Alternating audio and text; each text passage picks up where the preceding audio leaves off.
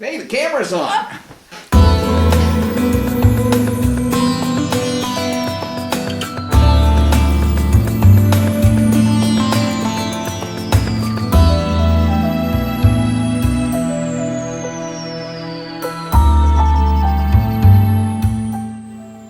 Hello, I'm Daryl Ray, and I'm here to tell you about my new book, Sex and God, How Religion Distorts Sexuality.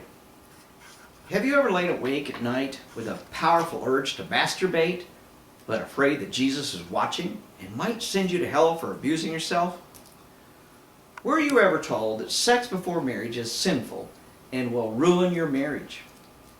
Were you taught to believe that women are unclean during menstruation? Maybe your priest, minister, or imam preached against homosexuality as a sin against God. If you've been subject to any of these ideas, you will enjoy reading Sex and God. Why are religions so concerned with your sex life? Muslims, Catholics, Mormons, Baptists, Scientologists, Jehovah's Witnesses, Hindus, and Buddhists are all worried that you may wake up one night and masturbate. They're concerned that girls may choose to have sex before they get married. They think that Jesus or Allah is always watching you and knows what you're thinking. Kind of like Santa Claus knows if you've been naughty or nice. All these religions have something or someone supernatural watching and taking notes on your sex life. It always seems strange to me that religions are so consumed with sex. If religious sexual ideas are so important, how did humans get along for thousands of years before a God came along to tell them how to have sex? Have you ever wondered how people survived before they had Jesus or Allah in their bedroom? How did Native Americans, Hawaiians, Polynesians, and many others manage to thrive and enjoy sex before Mormons, Muslims, and Christians came along and told them what to do with their own bodies? How does religion benefit from this arrangement? Humans certainly don't seem to benefit. Religion persecutes gays, oppresses women, teaches guilt over masturbation and premarital sex, and fear of hell for even thinking lustful thoughts. And most religions blame, condemn, and shame women far more than men. Why are religious politicians so interested in legislating our sex lives? Why are Rick Santorum and Newt Gingrich, among others, so concerned with you and who you can marry and when you can and can't have sex? Why are they dead set against science-based sex education? Why do they tell you to do things they could not do themselves? For example, Newt Gingrich has had 3 wives and he cheated on the first 2. Yet he would try to tell you who and how to be married. Rick Santorum's wife lived with an abortion doctor before she married Santorum, and she had an abortion. Yet she will tell you that sex before marriage is wrong and would outlaw abortion and birth control. Religious sex is like a threesome with Jesus. He's always there and always watching. Whether he pleasures himself, I wouldn't know. But he certainly interferes with the fun you could be having. It's perfectly normal, healthy fun. Except that it's sinful, dirty, selfish, and generally makes God jealous, so don't do it. Religion tries to put us into a one-size-fits-all box. But from genetics to culture, early childhood training to adolescence, each person is a unique sexual human being. What is normal and what religion says is normal are 2 very different things. In Sex and God, you will learn how religions use sex to trap new converts, and learn how the Jesus trap and the guilt cycle work. Religious people live a lie. It's a lie that's quietly destructive. Here's how it works. Religious people are humans, just like the rest of us, but they have to pretend that they don't masturbate, or have lustful thoughts, or have sex before marriage, or use sex toys, or look at porn. From decades of research, we know that virtually all humans do some or all of these things. Does your minister masturbate? Or his wife, or the Sunday school teacher, or the youth minister, or the priest, or the rabbi, or the imam? Of course they do. Or most of them anyway. Yet they would tell you that it is evil and a sin. These same people have lustful thoughts as often as anyone, yet they will pretend that they don't and tell you it's the devil tempting you. Do you actually believe that your priest has never had sex or masturbated? Do you think the Pentecostal minister with thousands attending his service has never had sex with anyone but his wife?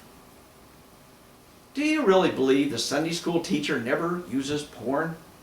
If you believe these people are as pure as they pretend to be, you are easily fooled. The secret to successful religiosity is to live a carefully crafted lie to protect an identity of sexual purity and piety, even as you're doing what you tell others not to do. I don't have time to go through all the evidence in this video, but one simple fact will give you a clue. Ministers have the same divorce rates as everyone else, and 30 to 50% of all divorces involve infidelity. The very religious and conservative Schaeffer Institute found that 40% of fundamentalist ministers admit to having an affair since they became a minister, and 77% said they did not have a good marriage at this time. If Jesus is so good for marriage, the treatment isn't working. The simple fact is, religious leaders tell you one thing and do something different. They condemn you for normal sexual ideas and drives while engaging in it themselves. Understanding this allows us to begin seeing the role of sex and sexuality in all religions. If religious ideas and methods worked, then the most religious people would clearly behave by the standards they profess. But there's no evidence that religious leaders behave any different than non-religious people. They just feel more guilty when they do it. Of course, religious leaders have all sorts of excuses for their wayward ways, but it does not stop them from telling you how to have sex and where to give your money. No, there are deeper things going on here. Religion needs sex to keep you coming back for forgiveness. You can take religion out of sex, but you can't take sex out of religion. Sexual restriction is critical to religions of all kinds. In Sex and God, I ask, what would happen to sexual behavior if religions were eliminated from people's lives? Rape would decrease, unwanted pregnancies would drop, abortions would be far less common, there would be fewer STDs, and divorce rates would drop. How do we know this? Look at the most secular and least religious societies in the world, and all of these are true. Look at the most secular states in the United States, and all of these are true. There's ample evidence that religious moralizing about sex actually creates the conditions for more sex-related problems. That is why the Catholic Church has had a centuries-long problem with abusive priests. That's why evangelical ministers are forever getting caught with their pants down. Why the most religious states in the United States have the highest teen pregnancies and STD rates, and why Utah has the highest porn use. On and on it goes. The first 4 sections of Sex and God are a wide-ranging exploration of human sexuality as it relates to genetics and culture, emotional health, personality, hormones, and how these all relate to religious programming. In the final section of the book, I explore what you can do about it. Whether you were indoctrinated into a religion or not, you live in a religious culture that's constantly giving you sex-negative messages. As a psychologist, I've seen many people with sexual problems. In most cases, their attitudes, inhibitions, and practices could be traced right back to religious ideas and training.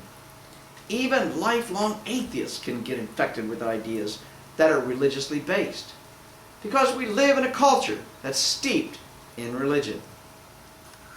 For example, I once worked with a woman who was totally non-religious, but she hated to have sex when she was menstruating.